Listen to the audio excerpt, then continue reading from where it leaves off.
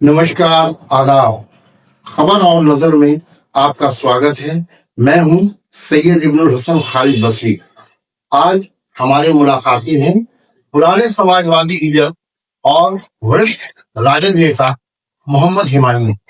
मोहम्मद हुमायूं ने बहुत सारे लोगों को चुनाव लड़वाया, विधानसभा से लेकर लोकसभा तक कितने ही उम्मीदवारों को मदद की, लेकिन आज तक खुद चुनाव नहीं लड़े। इसके पीछे इनकी क्या मजबूरी रही, क्या सियासत रही, आइए हम इनसे जानते हैं। हुमायूं भाई, आपका बहुत बहुत स्वागत है हमारे चैनल में। ये बताएं कि आप आज तक कोई चुनाव क्यों नहीं लड़े? देखिए, मैं चूंकि सच्चा सिपाही था समाजवादी का, और मेरा संबंध, मैं ये समझता हूँ कि हमारा जो राजनीतिक शुरुआत हुआ वो 1974 के छात्र आंदोलनों में सक्रिय था। ताकि उस टाइम मैं काफी बच्चा, मैंने एक तरह से बहुत कम उम्र था, लेकिन मैं सक्रिय रहा। पूर्ण रूप से जो मेरा राजनीतिक जीवन शुरुआत हुआ वो 1980 से हुआ, जब हमारे राजनीतिक और सामाजिक गुरु बनारसी प्रसाद गुप्ता जी लोक दल से उम्मीदवार हुआ करते थे। लोक दल से उम्मीदवार हुए, फिर दलित मजदूर किसान पार्टी, फिर जनता पार्टी से उम्मीदवार रहे वो 1980, 85 और 90 तक। तो वो हमारे राजनीतिक और सामाजिक गुरु थे बनारसी प्रसाद गुप्ता जी। मैंने वहां से शुरू किया, और एक संजोग ऐसा रहा कि हम आर्थिक रूप से हमको अभाव था, कमजोरी था, और यह हमको लगता है कि मेरे जो अड़चन आया, वो लोग वहां जब बात होती थी तो हुमायूं जी बहुत अच्छे राजनीतिक इस सामाजिक दौर में आप राजनीति में आए, उस वक्त आर्थिक तौर पे कोई बात तो थी नहीं, योग्यता देखी जाती थी, और योग्यता आपके अंदर कूट के भरी हुई, इसमें तो कोई दो राय नहीं है। फिर भी आप पीछे रह गए, इसकी क्या वजह है? अब इसकी वजह यही है कि उस जो अभी चल रहा है था उस समय भी, ये आप नहीं कर सकते हैं कि नहीं था कम बेस था। लेकिन मेरे जो आलोचक थे उसने यही कहा कि बहुत अच्छे राजनीतिक सामाजिक कार्यकर्ता हैं, लेकिन इनको पैसे का अभाव था, और सही माने में अभाव था हमको। मैं एक दर्जी के बेटा थे जिसका मोहम्मद यासीन नाम था उनका, वो एक दर्जी थे और हम उन्हीं के बेटा थे। और वो सही माने में मेरी आर्थिक स्थिति वैसी नहीं थी कि हम उस समय साहस कर सकते।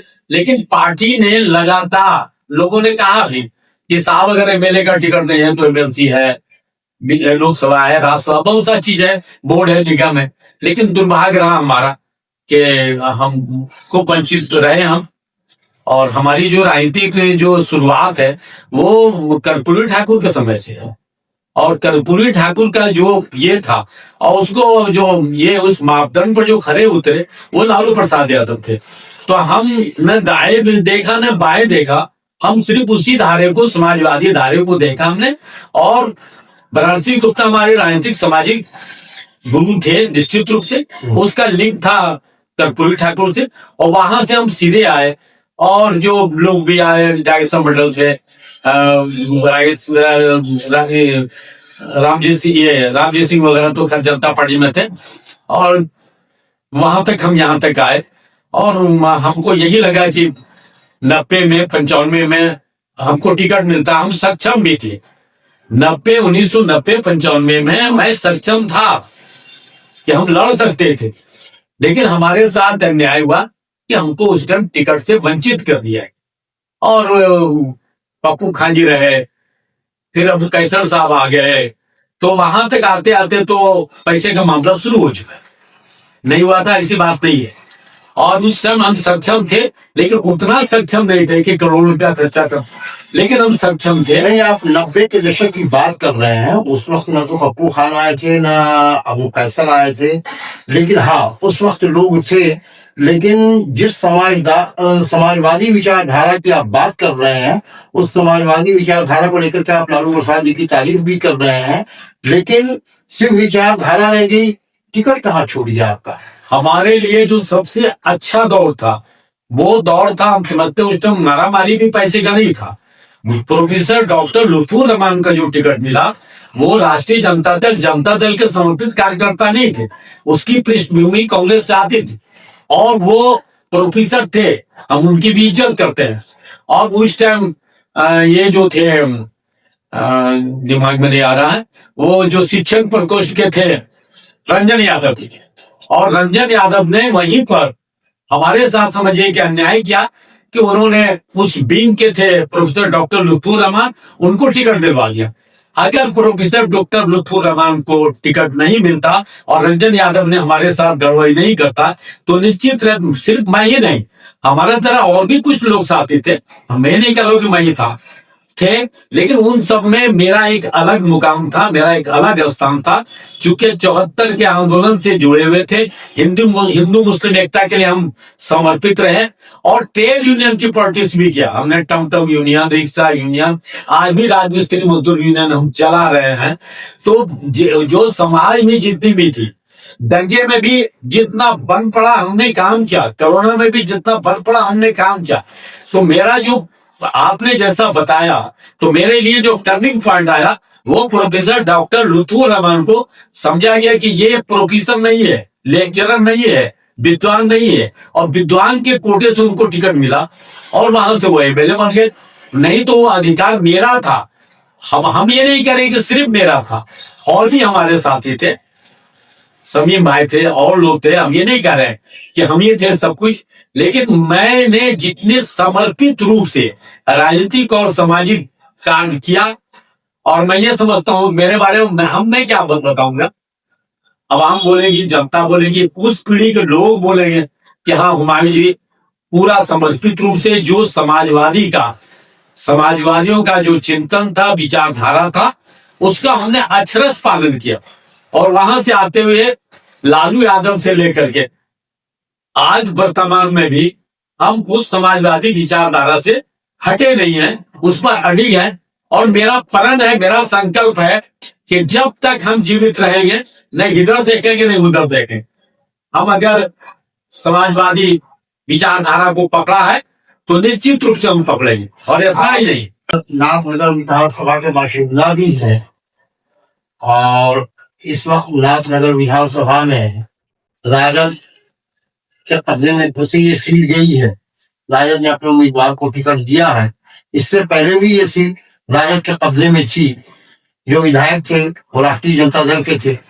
लोग उनके काम से किसी हद तक खुश भी नहीं है। ऐसे हालत में आप फील्ड में जाकर के क्या साबित करेंगे, क्या बताएंगे लोगों को? और कंफ्यूजन भी वोटों में कुछ ज्यादा ही है। तो माहौल को आप किस नजरिए से देखते हैं? माहौल हम इस नजरिए से देखते हैं कि जो हमने जो अभी बयान दिया या जो हमने कहा, उसका स्थिति है कि कमोबेश जो भी पार्टियां हैं सबके अंदर खामी है। वो सारी जो वर्तमान में जो राजनीतिक बुराई जो फैली है, प्रदूषण जो फैला है, उस पार्टी से कोई भी वंचित नहीं है।